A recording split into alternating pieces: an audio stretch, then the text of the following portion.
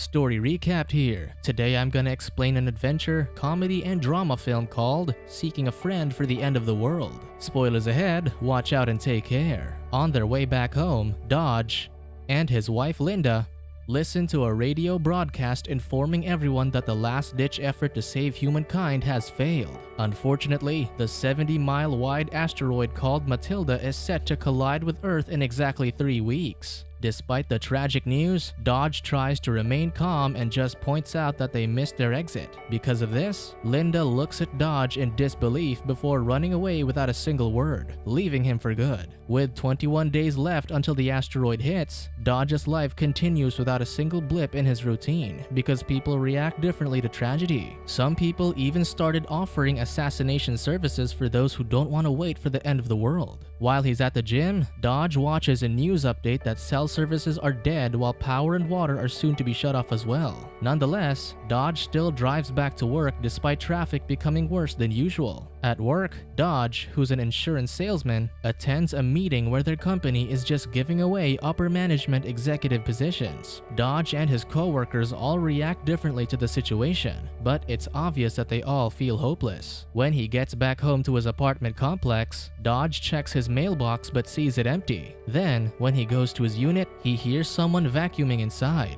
Dodge immediately assumes it's Linda, but it's just their weekly cleaner, Elsa.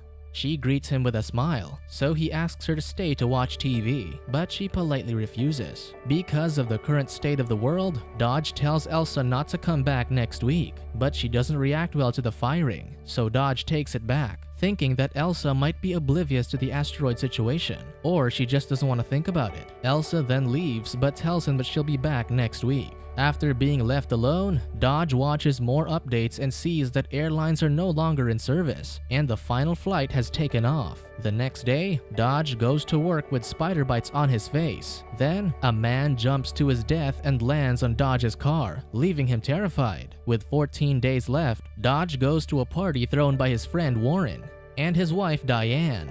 When Diane greets him at the door, she immediately comments about Linda, noting how she never looked happy with him. Unfortunately, that's something that Dodge never noticed. Because Dodge is now single, Diane plans to set him up with her friend, but he isn't too fond of the idea. On the other hand, Warren just offers him a highly exclusive cigar, which he accepts. Diane tells her husband that Dodge needs to meet somebody or else he'll die alone, but Warren disagrees, saying that Dodge isn't going to die alone because he's going to die with the rest of the world. Still, Diane introduces him to Karen, who is dressed to the nines because she wants to wear the clothes she hasn't worn yet. During dinner, everyone shares their plans for the remaining days, and Karen expresses how much she likes Dodge. Later that night, the party grows wilder to the point that Warren even urges the kids to drink alcohol. On the other hand, Karen is still trying to get with Dodge, who's ignoring her advances. Instead, he talks to another friend, Roach, who tells him about all his escapades with different women since the announcement of the end of the world.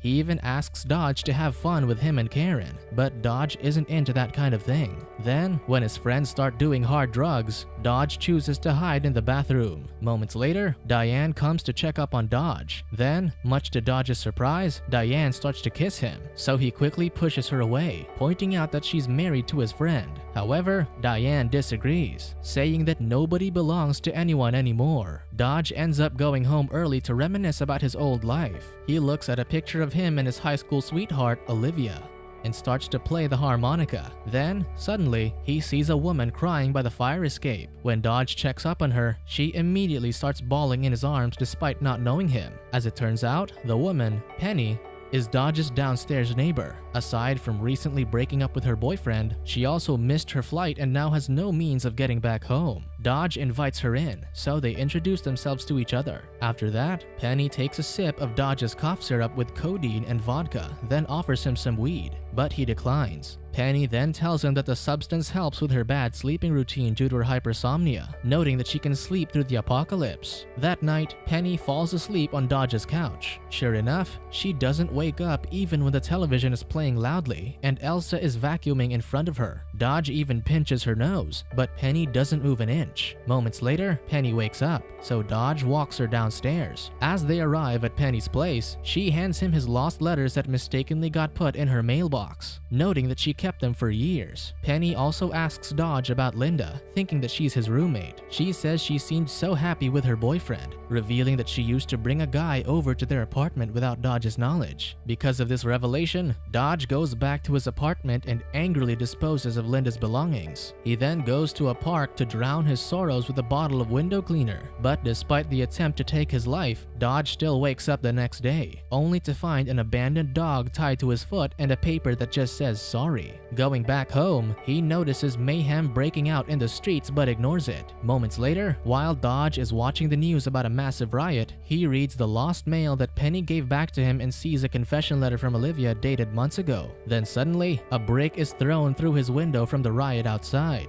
He tries to go out but hears a commotion in the hallway, so he leaves through the fire escape instead. He brings along Sorry the dog and heads down to Penny's apartment. There, Dodge encounters Owen, Penny's ex-boyfriend, who immediately assumes that he's sleeping with Penny. A bit annoyed, Dodge ignores him to wake up Penny and warn her about the riots, but Owen is trying to get in his way. Dodge also tells him to move quickly and leave, but Penny is adamant about bringing a few of her music records with her. Penny offers to drive as they try to escape the current disorder, but they find trouble locating her car. Some people then start firing their guns, so Owen uses Penny as a human shield to protect himself. When they get to her vehicle, Penny struggles driving away because she's stuck in a parallel parking space. Owen goes out to assist her, but he starts berating Penny for not doing it properly. Dodge, who just wants to leave, tells Penny that he knows someone with a plane. He says he can take Penny to her family if she manages to get him out of there. So Penny just recklessly drives away without Owen. They run out of gas the next day, so they end up walking down the road. Because of their current situation, tensions rise and they start arguing. Dodge says Penny ruined his life, blaming her for not getting Olivia's letter in time. Penny starts feeling guilty because of that, so she promises to help him find his lost love.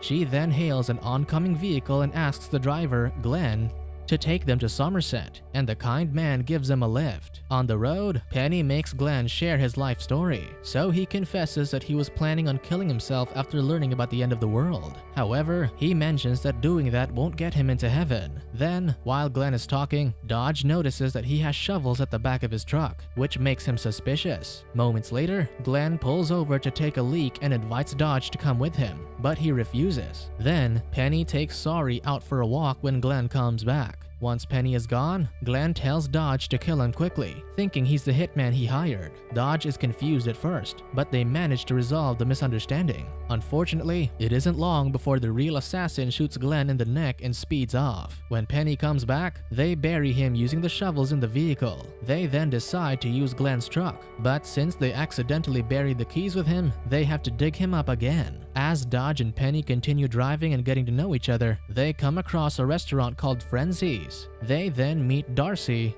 and Katie, the overly friendly servers. As they order, Penny lies that it's Dodge's birthday, so the restaurant crew gives him a little surprise and a couple of kisses. However, when things start getting crazy, they escape the restaurant. Afterward, the two end up sharing a passionate moment in the truck. However, Dodge regrets it later because of their age difference, not wanting to seem like he's taking advantage of Penny. He apologizes, but Penny brushes it off, telling him it was bound to happen. As they drive, a cop suddenly pulls them over for speeding. At the same time, Dodge and Penny learn that Glenn's vehicle has a broken taillight and an expired plate number. Given the current state of the world, Penny tries to plead with the officer, Wally, to let them go, but he refuses, so they find themselves getting locked up. In their separate cells, Penny starts crying out of guilt because she feels like she ruined Dodge's life as much as she ruined her own. So Dodge tries to comfort her through the bars and starts talking about his own life to make her feel better. A little while later, one of the police officers releases them and apologizes for Wally's behavior. He also mentions that their truck got impounded, so he offers them a ride. But because their destination is too far, Penny asks to be taken to Camden, where Speck, a military man with a bomb shelter, lives. He also happens to be Penny's ex-boyfriend, and he is still in love with her. Speck then welcomes them to his titanium-walled basement and lets Penny speak to her family using a satellite phone. After that, Speck tells Dodge that there's no room for him in their shelter, but only for Penny. However, Penny doesn't plan to stay. Instead, she asks to borrow a car so she could take Dodge to Olivia. Together, they leave, but Speck tells Penny to return with the car. Eventually, they arrive at Olivia's place, but there isn't anyone home, so instead, they just break into the house and try to make themselves feel comfortable. Then, when Dodge wakes up from a nap later, he sees Penny preparing dinner. They share a peaceful moment to talk about mundane things next to the fireplace, and as Penny talks about the things she likes, Dodge just listens fondly. Moments later, Penny goes to the kitchen and finds Olivia's letter to her parents with a return address. She then shows it to Dodge and says they'll go there the next day. However, when they get to the address, Dodge doesn't knock or check inside despite thinking that Olivia is home. Instead, he just leaves her a letter. Confused, Penny keeps asking him about it, but he brushes her off. Dodge realizes that he's developed feelings for Penny, but doesn't want to tell her because she needs to get back to her family. Then, in the middle of their conversation, Dodge turns to look at Penny, so he almost hits some people. As Penny and Dodge follow the couples and families, they realize that they're lining up at the beach to get baptized. Then, while watching those people, they confirm their blooming love for each other as they kiss, not even finding the need to put it into words. They also stay at the beach, joining the others as they spend what little time they have left with their loved ones. Penny and Dodge continue their journey soon, and they eventually arrive in Somerset. There, Dodge introduces Penny to Frank, the guy he knows who has a plane. As it turns out, Frank is Dodge's father, whom he hasn't seen in more than 20 years. Because of their family problems, Dodge and Frank have some unspoken tension between them. However, they try to move past such issues because the world is ending in less than 2 weeks. They spend a final lovely evening together, making up for lost time.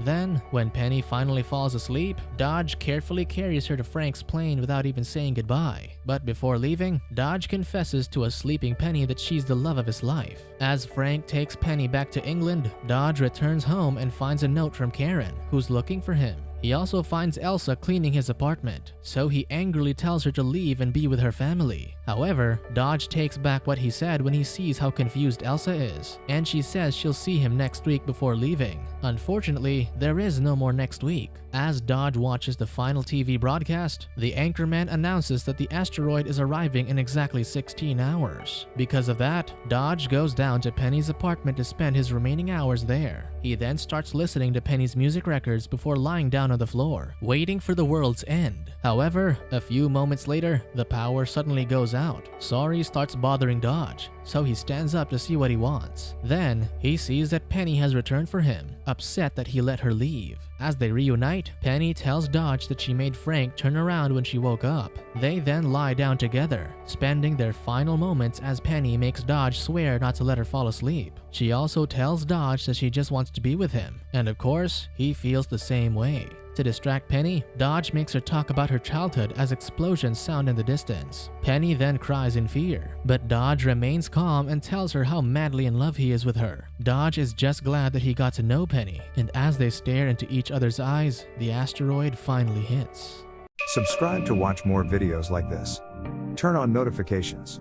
And leave a like, it really helps the channel out. Thank you for watching.